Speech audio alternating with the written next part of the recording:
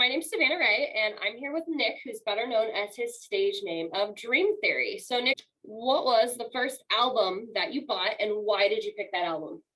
Uh, so I didn't buy it, but I think one of my parents, it must have been my dad, gave it to me. It was the freaking Bee Gees of all things. I had like a big ass CD player that you put the CD in and you just have headphones and just listen. But yeah, it was the freaking Bee Gees of all things. And I freaking played that thing over and over and over again. It was sick. Let me think. I think it was just like their greatest hits album or something like that. But I'm trying to think of the first album that I bought. It must have been like on iTunes or something like that. Like Mm-hmm. it would have either been like Aerosmith or like, damn, maybe it was the Bee Gees because I thought the CD that they gave me was cool enough. Where I was like, oh, Yeah, I'll just buy it on iTunes. Cool, yeah. like this is some sick shit. So, but I don't know. Yeah, the Bee Gees of all things. Yeah. Okay. Next question. How old were you when you went to your first concert, and who did you go see? Dude, I'm pretty sure I went to go see some like Christian rock band at like some random like concert.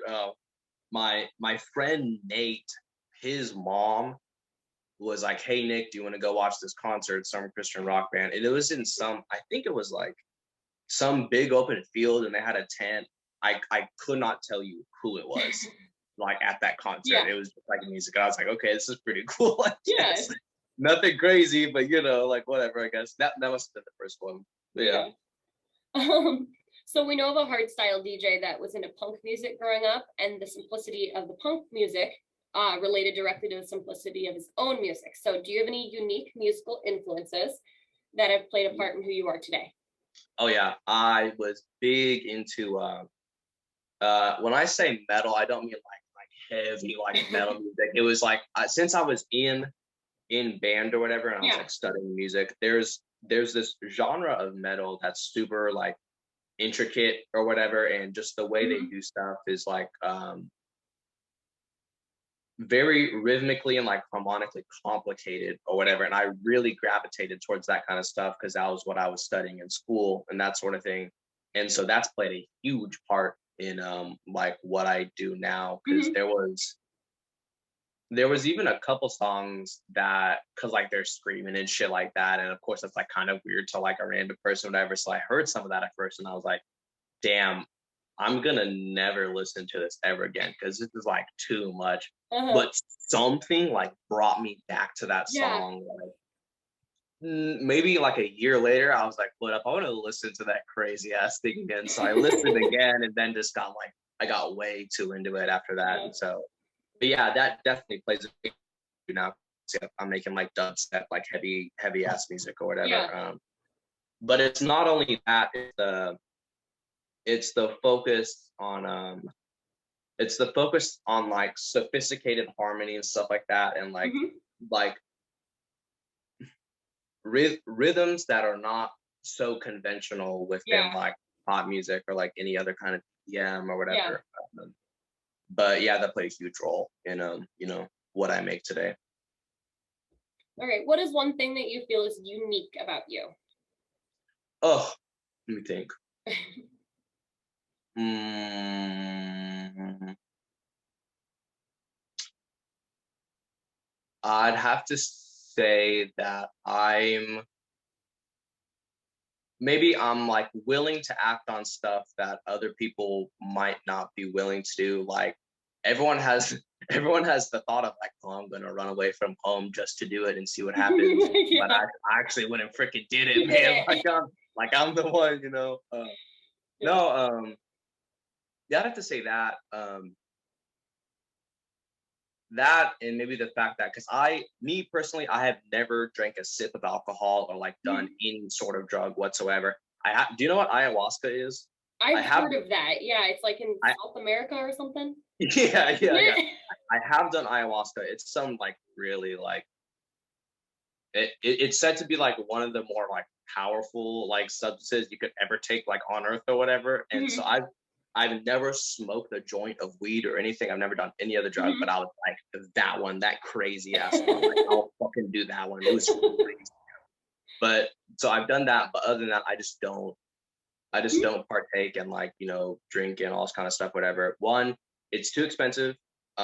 Two, even if I go to shows and I get it for free, that's not good because I'm gonna drink it. It's gonna taste good, Mhm. and then I'm gonna drink too much, and then oh no, like all of a sudden I'm naked on stage. Oops, Yeah. So I just I decide to be super disciplined in that way because I know there's too many reasons to not do that kind of stuff versus do it. Like it could Yeah. be really fun in the moment, that kind of stuff, but if I make a habit of it, that might not be cool years later when I have an Yeah. addiction problem, that kind of stuff. And there's just like too much of that in the EDM community already. So I'm like, There I is. just, Mhm. want to Yeah. back off on that kind of stuff. So that might be the more important thing is just that kind of discipline and like Mhm. doing what I do and kind of shutting other stuff out or whatever. Yeah. But That's yeah, awesome. yep. What is one thing most people don't know about you? Mm, I sleep on the floor. There's that one. I don't have a bed. If you look, I'm in my bedroom now. If you look right here, that Yeah. is my bed right there. There you See go. that carpet? That's it. So a long time ago, maybe like 2 years at this point, and I even struggle with it now. I could not get the fuck out of bed. Like I was like in bed for like Mhm. I think the longest I've slept was probably like 48 hours straight. Wow. Like that's like pretty Yeah. bad, right? I Mhm. It wasn't totally straight because I got up. I was like, okay, I think I'm awake now after like 20 something Mhm. hours. I got some like spaghetti, went back in my room, and I was like, oh shit. And I went back to bed for like the next day or whatever. Yeah. And I was like, damn, I gotta do something about this. I don't know if something was like wrong with me or what. Mhm. And so I was like, I gotta make this less comfortable for myself. And so I was like, I guess I'll just sleep on the freaking floor because that seems pretty uncomfortable. Yeah. And apparently it's like really good for your posture and stuff like that too. So I was like, all right, I guess I'll just do it and see what happens. Yeah. My posture has improved significantly. I'll say that. But yeah, I just kept sleeping on the floor just because I know if Uh-huh. like I go back into bed, I'm just gonna be so fucking like I'm not gonna leave my bed. Like even now, like when I'm sleeping on the floor, I just Mhm. have a lot of trouble waking up. So Yeah. I don't know. I don't know if I have like narcolepsy or something like that, but I don't know. Yeah. Yeah, there it is. Interesting. Random Nick fact. Yeah, Random Nick fact. yeah. If you could give your fans any one piece of advice, either about life, their career, anything, what would it be? Uh, I would say learn to listen to yourself.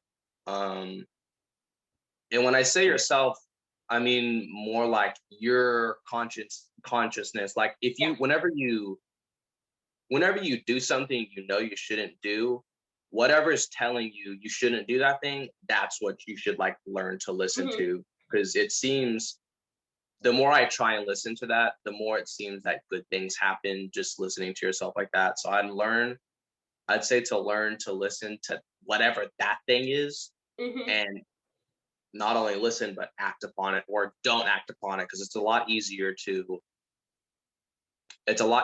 stop doing the things you shouldn't do versus Yeah. like go do something that your consciousness tells you to do. It's just that's the first step you should take is stop doing stuff you shouldn't do. So yeah, learn to listen to yourself. I'd say Learn to that. listen to yourself. That's a good one.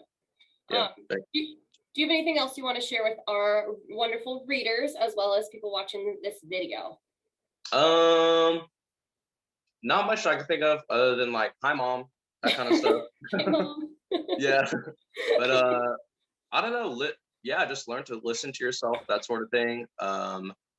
If you got a dream that you have been thinking about for a long time and you want to pursue, um, it would it would sure as shit be a shame to be on your deathbed and think like, damn, I really wish I would have at least tried to do whatever it Yeah. was that I wanted to do when I was younger. So like at least give it a shot or whatever, Hmm. see what happens. But yeah, I think that's it. Okay. Well, Nick, I really appreciate this meeting with you today. It was a lot of fun. You Yeah. definitely have some great stories there. Yeah. Thanks. Yeah. That's a crazy shit. Yeah. Yep.